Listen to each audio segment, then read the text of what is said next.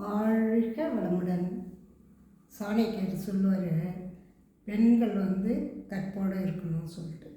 அப்போல்லாம் வீட்டுக்கு பெரியவங்க இருப்பாங்க, எல்லாமே ஜாயின்ட் ஃபேமிலி தானே. இப்போ தானே நான் தனியாக போனோம் அப்படின்னு சொல்லிட்டு சின்ன வயசு உடனே தனியாக போயிடுறீங்க. பெரியவங்கன்னு எதுக்கு இருந்தாங்கன்னா, ஒரு நல்ல நாள்னா சாமி எப்படி கும்பிடணும், கோயிலுக்கு போயிட்டு வரணும், அப்படி ஒரு சடங்கு வச்சுருந்தாங்க.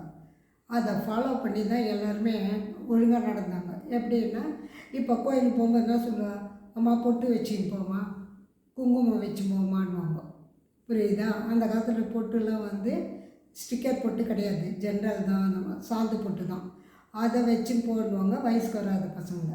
கல்யாணம் ஆனவங்க என்ன பண்ணுவாங்க, குங்குமம் வச்சுட்டு போமான்னுவாங்க. எதுக்குன்னா, இங்கே புருவ மத்திய இருக்குல்ல, அங்கே தானே வைப்பாங்க பொட்டுன்னு. குங்குமம் எதுக்கு சொல்கிறாங்க, குங்குமம் அங்கே வச்சு நீங்கள் சொல்லிட்டும் போது ஆக்னா சக்கரம் ஒர்க் ஆகும்.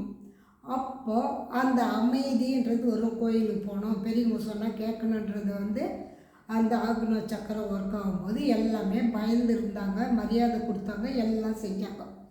இப்போ கலியுகம் மொத்தனோடனே என்ன பண்ணுறாங்க எல்லாரும், நீ என்ன சொல்கிறது நான் என்ன கேட்குறது அப்படின்றாங்க. இப்போ தூண்டு குட்டி போட்டு வச்சுக்கிறாங்க.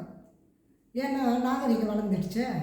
இப்போ அது மாதிரிலாம் அந்த இடத்த எப்போ நம்ம தொட்டு பெண்கள் விதுனாங்களோ அப்போ எல்லாம் அடக்கமாக இருந்தாங்க. நல்ல குழந்தை பிறந்தது, ஒரு சண்டை சச்சரவு பிரச்சனையே இல்லாமல் இருந்தது. எல்லாம் எதனால் கேட்டால் நாகரிகம். வெளிநாட்டில் நடந்தது அதே மாதிரி நாம் இருக்கணும். அதே மாதிரி எல்லாத்தையும் சொல்லி சொல்லி அந்த நாகரிகத்தை வந்துட்டு பழசியை விட்டுட்டாங்க.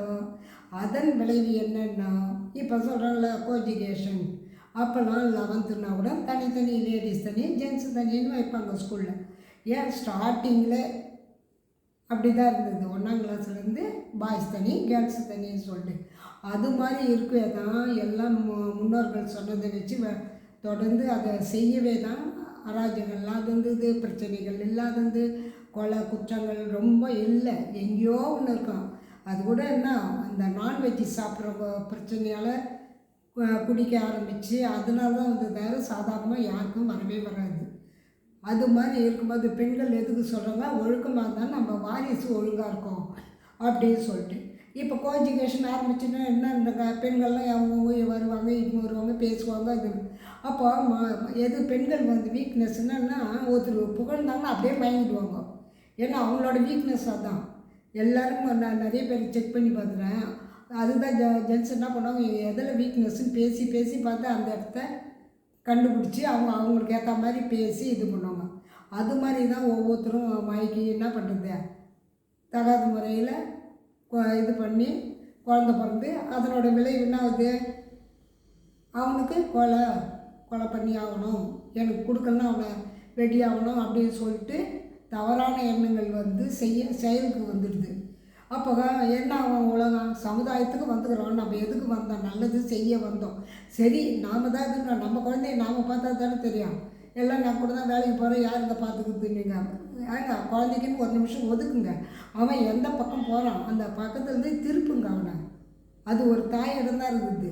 ஏன்னா தந்தையாவது வெளியே போயிட்டு லேட்டாக வராங்க. இது தாயின்றது வீட்டில் இருந்தாலும் வேலைக்கு போனாலும் அந்த டைம் பிரகாரம் ஒரு நிமிஷமாவது அவனுக்கு ஒதுக்க ஆரம்பிச்சுன்னா உங்களுக்கே பையன் நல்லா படிக்கிறான்ற எண்ணங்கள் வரும். தவறு செய்தானா உடனே அவனை கண்டித்து அதுக்கேற்ற மாதிரி அவனை வழி நடத்துங்க. அதுக்கு தான் சொல்கிறது, எப்போவுமே பெரியவங்கன்னு ஒருத்தர் வீட்டில் இருக்கணுன்றது. எல்லாம் அனுபவங்களாவது அந்த காலத்துலேயே எழுதி வச்சாங்க. அதனால நீங்கள் அதை ஃபாலோ பண்ணி பாருங்கள். உங்களோட வாரிசு எப்படி இருக்குதுன்னு வன்முறை கொஞ்சம் குறையும். வாழ்க்கை வளமுடன்.